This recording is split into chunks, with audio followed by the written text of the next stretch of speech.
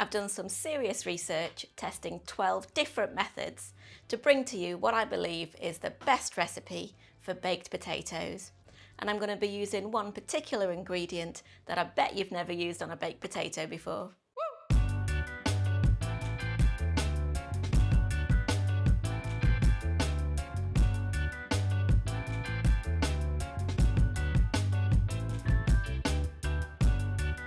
Hi, I'm Nikki. Welcome back to our kitchen where we show you how to make delicious, family-friendly recipes.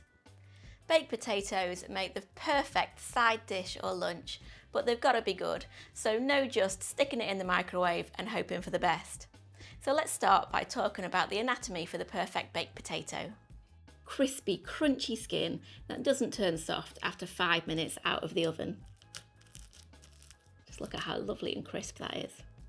We also want tasty skin. The skin is just as important as the interior. We don't want that left on the plate.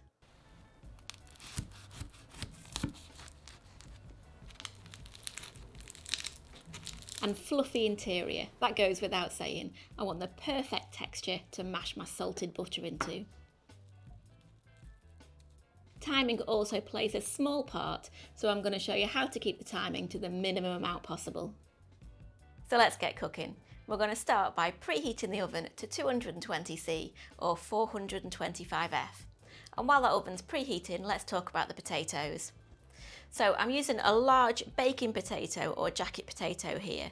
If you can't find anything in the supermarket labelled baking potato, then you want to go for a large floury potato, such as Maris Piper, King Edward or Russet. Prick the potato several times with a fork. This is to allow the steam that builds up in the potato to escape, stopping it from exploding during cooking.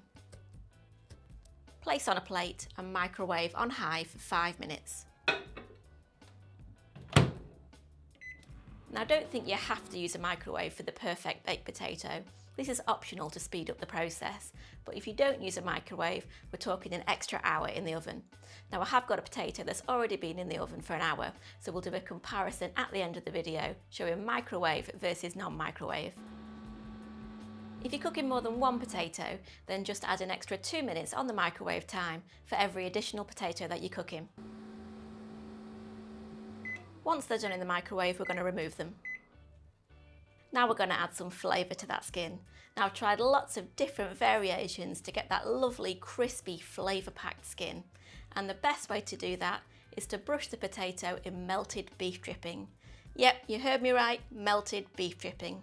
Now if you want a veggie version, then sunflower oil also works fine. But beef dripping just takes that skin to a whole new flavour level. Brush over about a teaspoon of melted beef dripping over each potato, ensuring it's covered all over.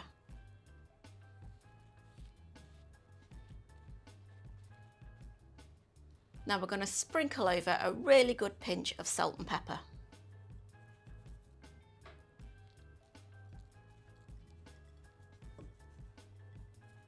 Then place in the oven directly on the rack for 55 minutes.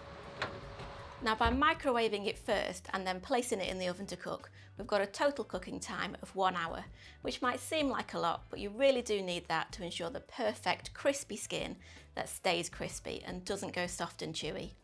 Now if you don't want to use a microwave, we're talking 2 hours in the oven at a lower temperature for that same perfect crispy skin perfection. So how do I know all of this?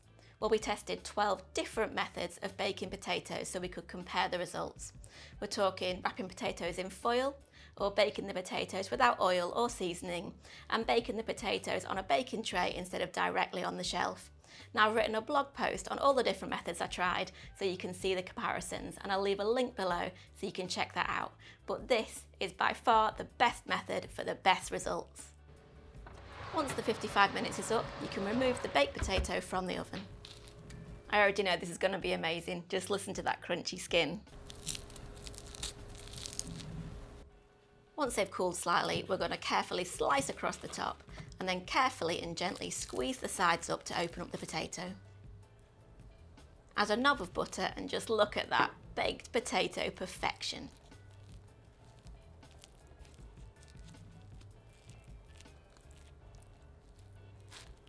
So let's compare that to one that's been in the oven for 2 hours rather than using the microwave shortcut. Yep, we've still got that lovely crispy crunchy skin. And we've got that lovely fluffy interior too. And of course that beef dripping with the seasoning takes it to a whole new level of baked potato flavour. Serve them up for lunch stuffed with my creamy coronation chicken, or serve on a cold autumn evening with my sausage and bean casserole. I'd love to know what's your favourite baked potato filling. Let me know in the comments below. See you next time.